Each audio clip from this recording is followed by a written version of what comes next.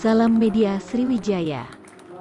Ketua Dewan Kehormatan Partai Golkar Insinyur Haji Akbar Tanjung berkunjung dan konsolidasi dengan petinggi DPD Partai Golkar Provinsi Sumsel dan pimpinan DPD Partai Golkar se-Kabupaten Kota se-Sumsel di Jalan Aerobik Nomor 2 Palembang, pada Sabtu, tanggal 1 Oktober tahun 2022, sore. Partai Golkar, di pemilu tahun lalu menjadi partai pemenang, dan insya Allah di tahun 2024 nanti, Partai Golkar akan kembali menjadi pemenang, ungkapnya. Ketika usai di acara tersebut, kami akan berupaya untuk menang karena kami benar-benar mempersiapkan diri dengan baik, mulai dari tingkat provinsi, kabupaten kota yang dilakukan secara nasional, ujarnya.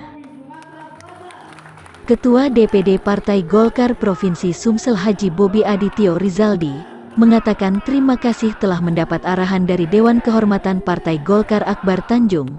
Oleh karenanya untuk mencapai kemenangan di pemilu 2024 mendatang, pihaknya telah melakukan konsolidasi dengan fungsionaris Partai Golkar pada pemilu 2024 mendatang dan kami juga masih butuh bimbingan dan ingin arahan dari Dewan Kehormatan Partai Golkar, katanya.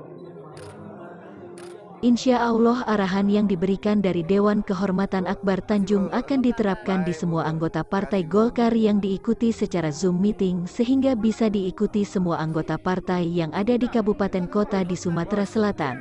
Sementara itu Ketua Hari Ulang Tahun Partai Golkar Kemas Ahmad Idam, Partai Golkar akan menggelar jalan sehat berhadiah umroh dan hadiah-hadiah lainnya yang menarik akan digelar di halaman DPRD Provinsi Sumatera Selatan pada Minggu tanggal 16 Oktober tahun 2022.